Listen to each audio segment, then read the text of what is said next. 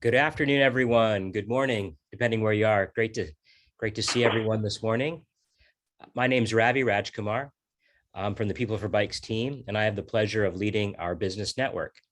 I first wanted to thank all of you for joining us here today. Thank you for making the time to join us on today's webinar and discussion. It'll be our first of 3 for our industry over the next 6 months. Before we get started, I want to thank each of the members of our DEI subcommittee for helping us lead our trade association's work in this crucially important space. Their hard work, their insights have really been invaluable. And if you're not currently part of the subcommittee but want to get involved, we'd love to have you. Just drop me a note and we'll follow up with more information on how you can join and get involved. Without further ado, Kyler, let's get started and share what the next hour together looks like. All right. Good morning again, everyone, from my time zone, and thank you for being here. I'm Kyler Blodgett on our policy team with People for Bikes, and we're so thrilled that you're joining us for the first installment of our 3-part diversity, equity, and inclusion webinar series. This one, as you can see on the screen, all about unconscious bias, systemic oppression, and power dynamics in organizations. I want to remind everyone that you are welcome to take notes, but we will be sending out a recording and a copy of the slides and a few resources to everyone who registered today. We'll have an hour together, the first 40 minutes of content, led by 2 fantastic leaders in this space, followed by 10 minutes in small groups to talk about your personal experience and applying some of the learnings from today. And then we'll come back together for the final 10 minutes for a Q&A with today's speakers. And now we can go to the next slide to meet our speakers.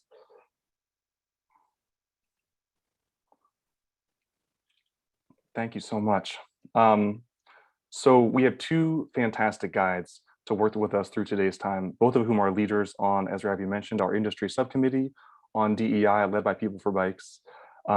First, Aparna Rajagopal is a founding partner at the Avarna Group that works with organizations in the environmental and outdoor sector in their evolution towards justice work. Lindsay Knight leads community engagement and strategic initiatives at Specialized and is the designer of their equity strategy. Now, without further ado, Aparna, over to you to get us started. Hi, everyone. Yeah, I'm Aparna. I use she, hers pronouns, and I'm calling in from the ancestral homelands of the Kalapuya people. I live in Eugene, Oregon. Just a little run through of the agenda for today. We have a lot to cover in just an hour, but it's gonna be the tip of the iceberg. So I'm gonna spend about 25 minutes with you all, basically giving you the lay of the land around unconscious bias, a little bit around how power functions, what systemic oppression means, and then examples of how that shows up in institutions and in the bike sector. And then I'm going to hand it off to Lindsay, who's going to really drill down into some tools for you all to use on how to approach bias and these systems that exclude people in your workplace. And then we'll launch into small group discussions toward the end of the hour. So that is our agenda. And I'm just going to keep chugging on the content. And if you all want to find out more about me, the internet has a lot of stuff. So I won't further introduce myself. I want you all to just picture this. So just picture the scenario that's on the screen in front of you. And I'm going to read it out loud as well. The mountain bikers didn't realize when they started their nearly 2,000-mile journey from Missoula that they would have to deal with hail and 8-foot snowdrifts. They were a self-sufficient unit, each biker carrying their own rations and their cookware and tent and other necessities. But after crossing the Yellowstone and Little Bighorn rivers, they were tired and hungry and only halfway to St. Louis, where their mountain bike trek would end. And they still hadn't gotten to the grueling 200-mile trek through Nebraska's notorious sandhills. So I just want you to picture the scenario in your mind. No picture is wrong. And because there are 100 of you, I'm not going to get too interactive here. But whenever I run this scenario in our smaller workshops and I ask people what they picture, usually they picture something along the lines of these guys over here. This is just a random photo I found online of bike packers. But generally, they picture these folks as white, as mostly men, or maybe a combination of men and other folks of other genders on some long, 2,000-mile journey. Maybe it's a fundraiser. Maybe they're just on a bike tour, have some time off. or just like trying to test their own strength and challenge themselves. And this is what people typically picture when I read out that scenario. But that scenario is a different story. That scenario is about these folks right here on the left. And this is the 25th Regiment of the Buffalo Soldiers. The Buffalo Soldiers were a brigade that was enacted by Congress in 1866, and they were led by white officers. And in the summer of 1897, these men made a nearly 2,000-mile journey on their bicycles from Missoula, Montana to St. Louis, Missouri, to see if bikes could handle the rigors of backcountry travel better than horses. And these bikes, by the way, were made by Spalding. And at the time, they were at the forefront of bike design. And each bike was 32 pounds, and they carried all their bike parts with them. And they spent 40 days biking through the Rockies back in a time when there were not trail crews building trails for all the rest of us who enjoy trails these days. And they went 50 miles a day. And this is one of those stories, many stories, that has been untold or erased in bike history. Because when I ask people, where did mountain biking begin, a lot of folks think about, Marin County, or when I talk about long bike rides, people picture typically what's on the right side. So where do these mental images come from? Usually what we picture in our heads can come from a lot of things. It comes from our own personal experiences, maybe the people that we hang out with.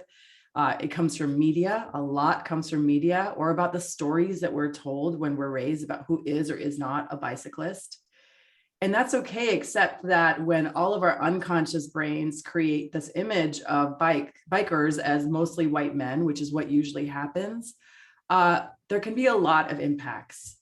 So the first issue is that if we only see a biker or bike tour, mountain biker as a white man, then we might be less likely to trust women and people of color and people of other genders.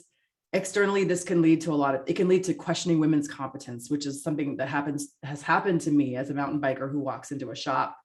There have been shops where I've walked in with my white male partner, and usually people turn to him and assume he's the one that knows about bikes, and I don't. Internally, this can lead within your companies and your organizations to hiring bias, performance eval bias, Black and Indigenous and other staff of color being less valued because you just don't, in your mental picture, see them as belonging in the bike sector. The other piece is that when our collective brains picture bikers as the folks on the right versus the folks on the left, that means people with marginalized identities may not see themselves reflected in the bike sector. Though they may be drawn to biking, not having role models who share their similar identities or backgrounds can really deter folks. And there's a saying of you have to see one to be one. If all of our unconscious brains are creating this image of white folks as biking, and that's what's in media, then what is the message that sends young folks of color, for example? And then the last piece is that if all of us picture unconsciously bikers as men, we end up questioning the stories and experiences of people who don't fit into that mental model. And this is called gaslighting. And I'll share more about that in a bit.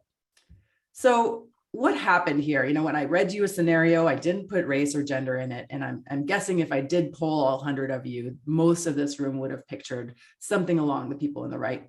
What happened in our brains when we were creating those mental pictures? That is really the process of unconscious bias, which I'm using synonymously with implicit bias or hidden bias. I use them all interchangeably. Unconscious bias is how our brains make sense of information when any of three different things happen. So either we receive too much information and we need to be selective and filter what we feel is relevant, or we receive too little information, like the scenario that I read you, where it didn't have race, it didn't have gender, it didn't even tell you what time period it was in. And then you need to fill in the blanks, or we need to act fast. So the urgency thing is where I see it happening most often. So bias is really the lens that is shaped, and it's shaped by our prior experiences, our background, and our cultures. And that in turn is based on our identities. And when I say identities, I mean social identities, our race or gender, or ethnicity, our ability or sexual orientation, our age, all those identities inform our biases. So the issue with unconscious bias is yes, it's the way our brain is wired. It's the way our brains have operated since we existed as humans, to be able to operate on autopilot for most of our day and not have to consciously process everything. But the issue is it also hurts people. Because that same bias, when our unconscious brains create certain mental pictures that just fit into the dominant narrative, we end up reinforcing what we call systemic oppression. So systemic oppression is a big word. And one way that, and I'm going to define it in a second, but one example of ways in which our biases can actually play out is through stereotypes. And one of the stereotypes that I hear most often especially in biking or in outdoor recreation is that, people of color don't fill in the blank, or like people of color don't camp, or people of color aren't interested in our trails or in hiking. And what's interesting, and this is a lot of information I'm sharing on this slide, so you will have a link to this slide, but I'll just quickly walk you through the fact that these stereotypes that we have, we can often complicate them or debunk them with just some data. So this picture on the left is a chart where the folks were asked, what is your interest level in hiking? And then they divided the responses by demographics. And as you can see on the left is people who are interested a lot in hiking. The middle is, I'm kind of interested in hiking. And the right is, I'm not really interested in hiking. And as you can see on the chart on the left, 43% of folks who identify as Black said they were not interested in hiking. And so this particular study said, well, 2/5 of Black adults have no interest in hiking. And you can imagine what kind of stereotypes that can lead to. Whereas if we just change one word, what is your interest in walking outdoors versus hiking? You can see how the graph drastically changes, where everyone of all racial identities, white, Hispanic, Black, and Asian, at least half of them are really interested in walking outdoors. And so for us, when we think about stereotypes, we often think about is it because of the words we use and the baggage that these words carry that sometimes we think people aren't interested in particular activities? So I said I was going to define systemic oppression. So these unconscious biases, these stereotypes that we hold, feed into systems. I define oppression as we define oppression, and there's so many definitions, as systemic barriers and disadvantages or mistreatment that we encounter based on our identities. So if you look at this little picture on the left of the little shapes, the circle saying, I don't know what you guys are complaining about. If you want to make it through, just be yourself. The circle's being a little bit of a jerk here, but the point of this image is that oppression is not necessarily always about individual behaviors. It's about systems, and our individual behaviors can feed into those systems. And as you can see, the shapes on the left are experiencing oppression. They have this barrier. The whole is not shaped like them. Oppression shows up in a number of different ways in our work. And I'm going to give you some examples, but there are 4 different ways we talk about oppression. I typically call it the 4 eyes of oppression. It's like 4 different dimensions that it shows up in. There's always the ideology. And this is like a belief that a group of people based on a particular identity is superior to another group of people. So for racism, that ideology is that, the ideology is that white people are superior to people of color. Now I'm guessing nobody believes in that ideology. However, what ends up happening is that those ideologies get baked into institutions. So the second dimension is institutional, where policies and organizational structures and regulations and cultural norms end up upholding and reinforcing this ideology that maybe none of us believes in. And then there's interpersonal. So this is our assumptions or our interactions with each other, the ways in which our biases may play out through conversations, body language, written communications. Those may end up reinforcing the ideology, again, even if we don't intend them to. And then the most insidious, I think, is internalized. And that is when people of marginalized identities believe that ideology to be true about themselves. So for example, with sexism, the ideology is that women are less competent or belong in certain roles. And when we internalize those beliefs, I, as a woman, might, for example, as I'm mountain biking, make way at an intersection to a man because I've internalized that I'm not going to be as fast as they're going to be. And that is my internalized sexism. So I want to go over some examples of how oppression shows up institutionally and interpersonally. I'm not going to go over internalized because that's for therapy. All of our internalized oppression is really for us to be able to heal in our own way. And for me, that's through therapy. So I'm just going to go over some examples institutionally and interpersonally. So institutional I'm going to start with interpersonal actually. And this is probably what most of us typically think of as bias, is all the things we say and do that can even unintentionally hurt others. So I want to give you some examples, and some of these are bike industry specific and some of these are not bike industry specific.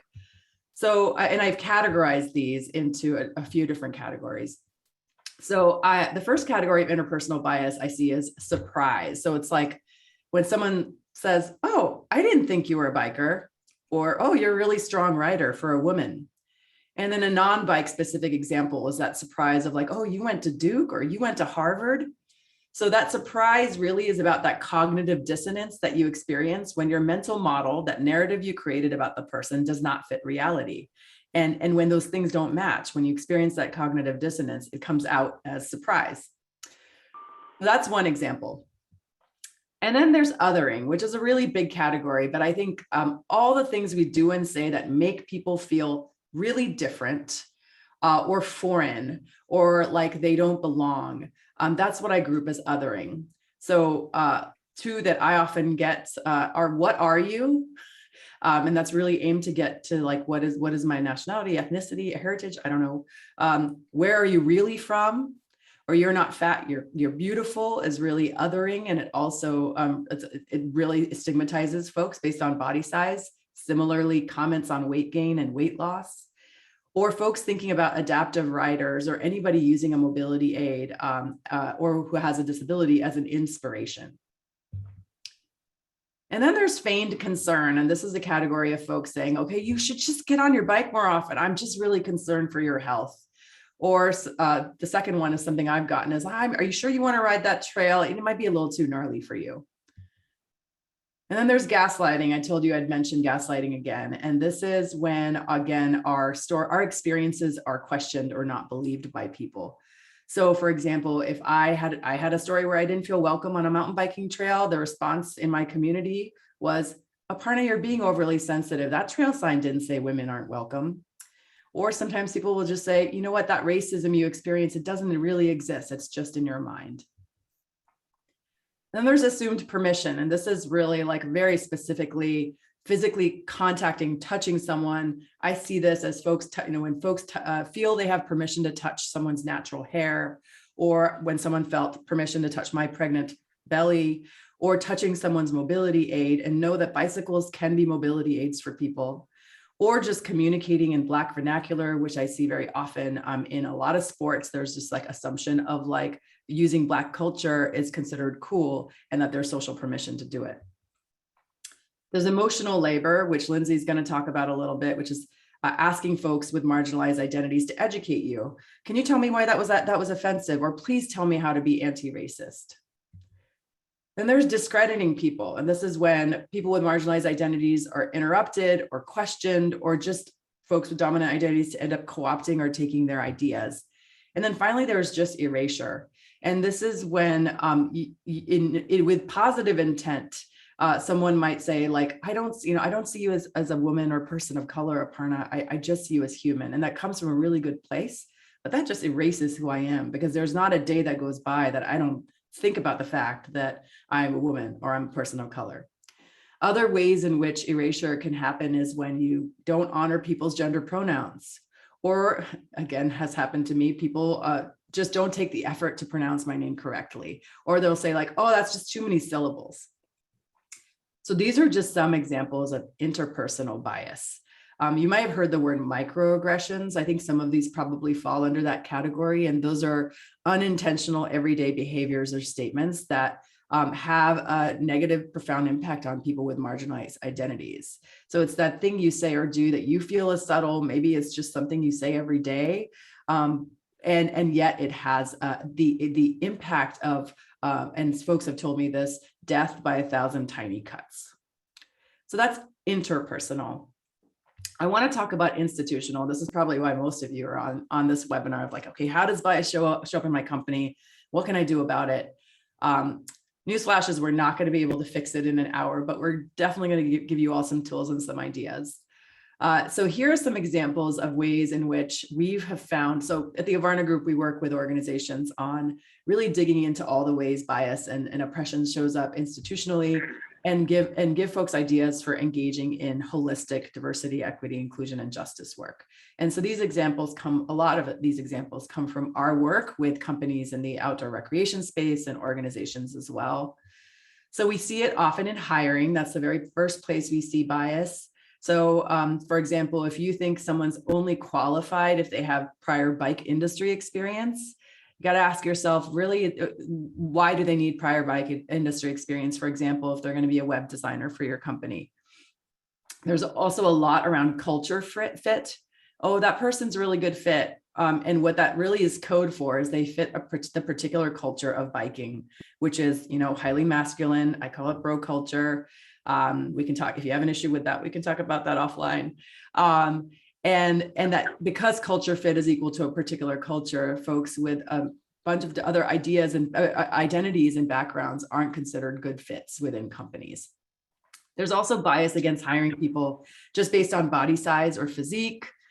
And then another thing we see is that women and femme folks are typically hired in what we call soft skills. So in companies and administration, that could be like marketing and HR, community outreach, and in a bike shop, that's maybe working in apparel or working in customer relations, whereas men are hired in the technical skills, and that's more like product development and engineering, or in the bike shops, that's usually in the shop itself, where bike repair is happening. So that's one place we see bias showing up, is in hiring. Another place is in evaluations of people. And this is within staff. When people are given feedback and evaluations, often women are given feedback, and there's studies that show this, that they're abrasive, or they're told to smile more. Within the offices, there's also bias that shows up. And this is something that could be invisible to you, but even your own building or your office space could be unwelcoming to someone. For example, if you don't have a gender neutral bathroom, that can feel really uncomfortable for someone who's non-binary, for whom it doesn't feel safe to use a particular bathroom or shared bathroom. You can also have decor that is not welcoming to marginalized people. There's a whole range of decor that could be really toxic, including some examples of marketing and ads that I'll share with you in a second.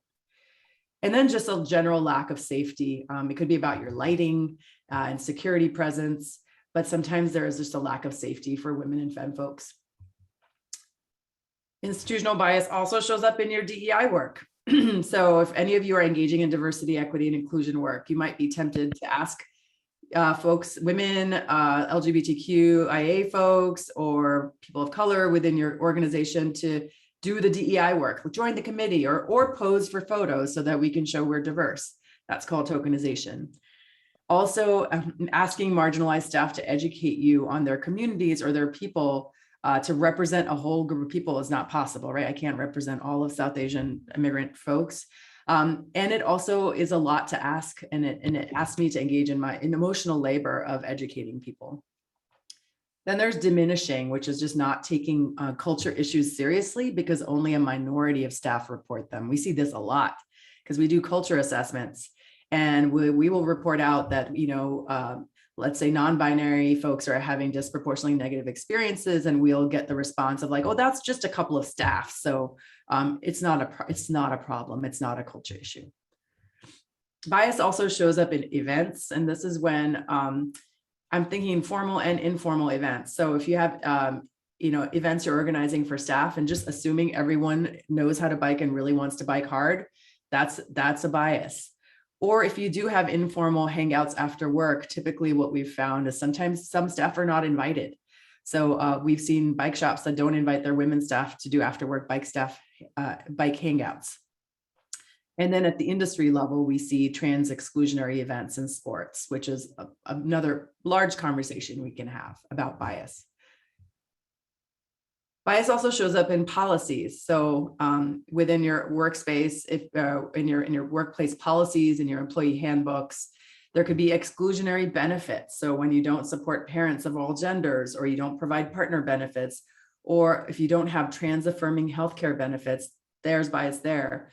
There's also bias in workplace policies like dress codes and professionalism standards. And there's a bunch written about professionalism and how it's really code for a particular way of behavior, which is white. There's also, policies that might be less formal, but just end up showing up, like women and femme and non-binary people doing the caretaking work in your office. So asking yourself, who takes notes during meetings, who organizes the parties, who buys gifts, and who do we ask to do those things? Who goes to grab coffee? Oftentimes it's not the men. So that's where bias shows up in policies. And I have one last example here before I'm going to do just more of a visual slideshow. In the industry, there's a lot of ways. So this slide is just a smattering of what we've seen. We could, again, there are many other ways in which bias shows up. But what we see in the industry is a lot, there's classism. So, and generally a lack of affordability of bikes. There's a lack of access to adaptive bikes. So that's ableism showing up. There's lack of apparel that fits. So there's sizeism, and also lack of apparel that's not gendered in style. So there's just assumptions that, first of all, gender is binary, and that women want a particular type of apparel and men want a particular type of apparel. And it's really limiting to folks who want to adopt any kind of gender expression. There's also assumptions around time people have. So, like this idea around training time, and that anyone can do any kind of bike pursuit and take time off of work or be able to train for events. And then assumptions around people's relationships to bike and bike as sport. So bike as sport is a really big connection that people have, but bikes are not just used for sport. Bikes can be used, again, for mobility. Bikes can be used to build community. Bikes can be used to build connections with nature, to just be able to move our bodies without any Strava goals. However, those assumptions, these general assumption around biking is that people are wanting to do it and do it hard and to win. And it ends up being competitive. So those are some institutional examples. And then the last couple of slides I want to show you all before I hand it off to Lindsay is still institutional bias, but it's really how it shows up in messaging and marketing and branding. And I have a folder on my desktop, and I won't tell you the title of the folder because it has a bad word on it, but it's examples of all the different things I've seen happen in the bike sector that caused me to cringe. And so I'm just going to give you a little bit of a disclaimer that in the slides that are coming up, you might see your own company or an example of something from your own company. And this is my effort to just call in, not call out, not to shame. And in most of these examples that I'm going to show you, there's already been a conversation. The companies have already been called in, and there's already work happening and accountability happening. So that is all the disclaimering I'm going to do. And I'm just going to show you a few examples of ways in which we've seen bias show up in industry marketing or in social media. So this first page, I'll just step through it. The tweet on the left is by La Flamme Rouge, which is a bike stats company. And this tweet was issued during a conversation, or was made during a conversation around African cycling and representation. And the one of La Flamme Rouge's co-owners posted this and really wanting to claim that professional road racing, which does have a really just extremely disproportionate number of white athletes, and a whole bunch of racist incidents happening in the past decade does not have a racism problem. And for him, road cycling was very much the origin story came from Europe, with Italy and Belgium and France and Spain as the co-founders, and that guest countries, which is code for Africans, should not try to change the rules. And so they came under fire for this particular anti-Black, this was in the context of anti-Blackness, this particular tweet. The second image is from a long time ago. I think it was maybe 5 years ago now, and I saved it because I don't know, there's so much happening in this image.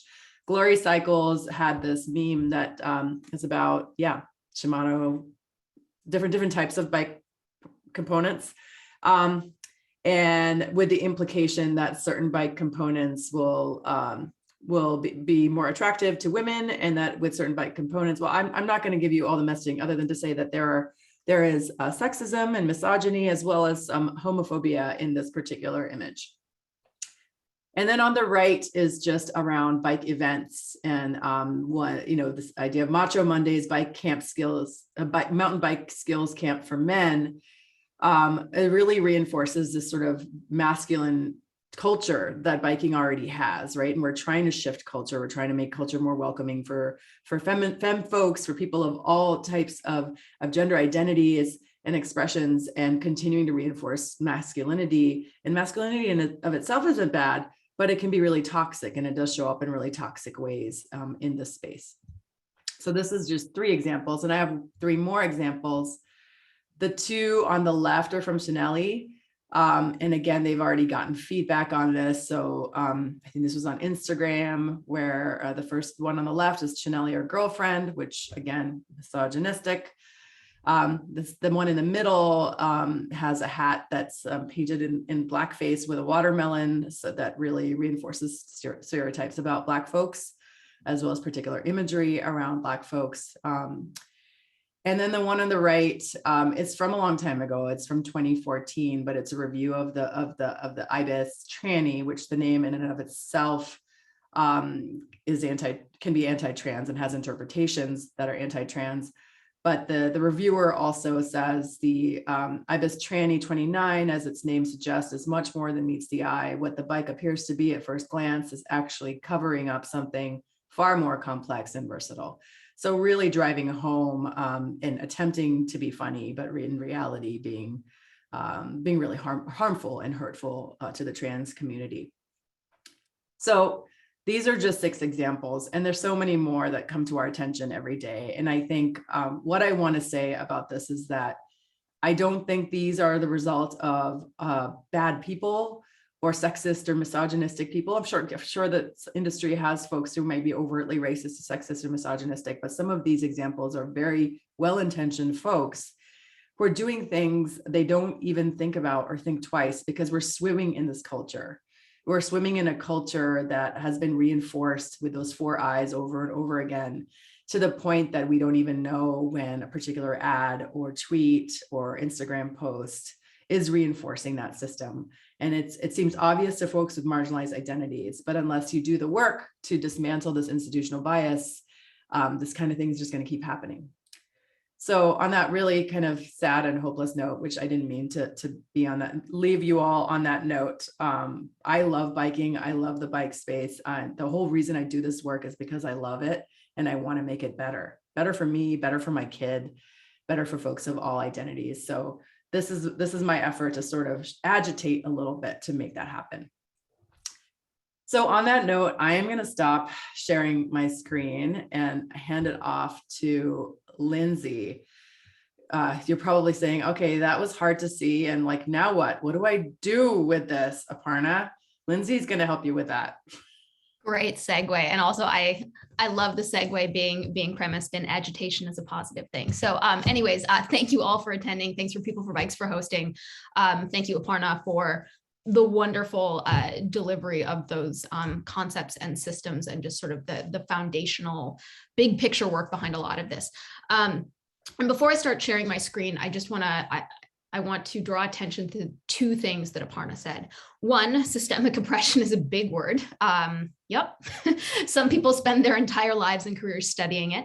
And 2, individual behaviors lead into systems.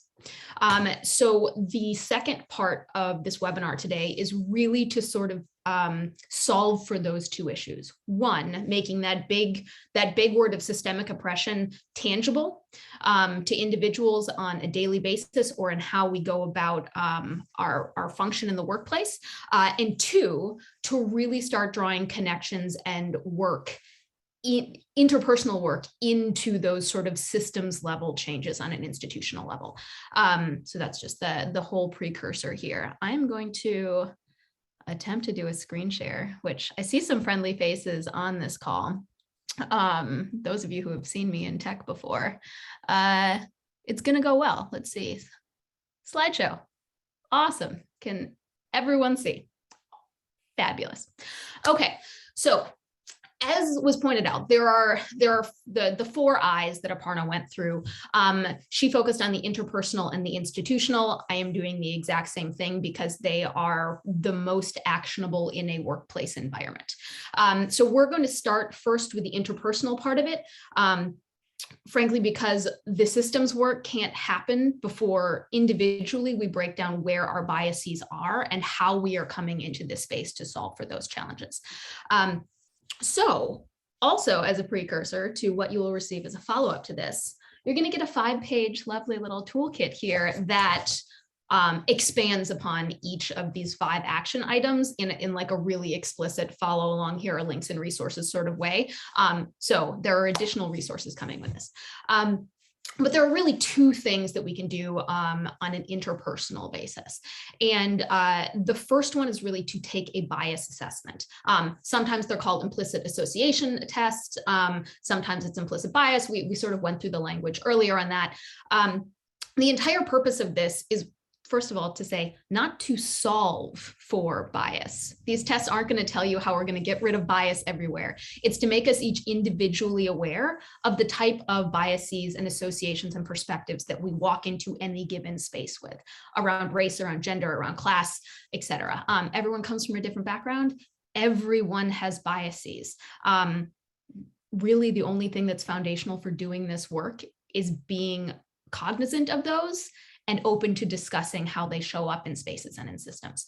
So you'll see on this slide, it says, take an assessment and agree to share and discuss with a close colleague or friend in advance. Again, back to what Aparna was saying, on the interpersonal side of things, and I'm going to say particular as a call in to, I'm going to say the white folks and men on this call in particular.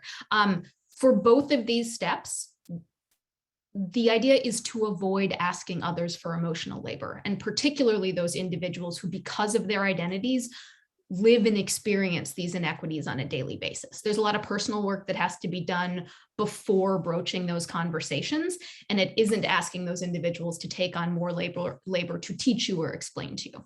So the other reason this calls for doing this with a close friend or colleague is because, frankly, it requires a lot of trust and vulnerability to own up to like where your blind spots are. In the packet that you're all going to receive, there's a link to an example test. It's run by Project Implicit. It's hosted by Harvard and University of Virginia and University of Washington. It is redonkulously comprehensive. There are like 15 different spectrums of all sorts of different associations around race, around identity, around like you name it, and it's on there. Take them all, because you never know what you might find. The other thing, just as sort of to let everyone know about this part, you will register for it, but it's completely anonymized. And the type of feedback that you will get from each of these assessments isn't going to be like, you're 46% biased against women. That's not what this is telling you. It'll be like, oh, based on your responses, you show a moderate association of men with career or women with family. So it's not to place blame or judgment. It's really just to show you what's in the back of your mind when you see things and pass judgment on them without thinking. So first one is take a bias assessment, chat about it, see what you learn. The second one is really an interpersonal reflection one, and building off of step 1, which is, what is that perspective check and belonging assessment? So now that you've sort of done an examination of what you're bringing into this space, how does that change how behaviors within the workspace that you exist in, how others might experience them, and really sort of digging deep around like, what is it that makes you feel like you belong in this space? And then just figuring out where to go from there, which is an additional step. You're not on your own for that one. The other thing that I will say for step 2, Aparna has a wonderful slide outlining many of the interpersonal ways in which bias shows up. So for those of you who are stumped, I highly recommend, I believe it is slide 9 from Aparna's portion of the deck, to just sort of go through and be like, oh, I have seen that, and where did it show up? as we've discussed, things to watch out for: asking marginalized folks to do this work for you. Don't. And 2, assuming that the interpersonal stuff is, once you've done it, you're done and great, we can move on, things have been solved for. This is just the foundational beginning to start approaching the more systems-based stuff. And your responsibility is just to own your education and actions in the environment in which you're a member. Like that's all we can ask of one another. And goodwill and vulnerability and faith in one another is really the foundation. So next step, and this is where we go from those individual behaviors to what on earth does that mean in terms of institutional change?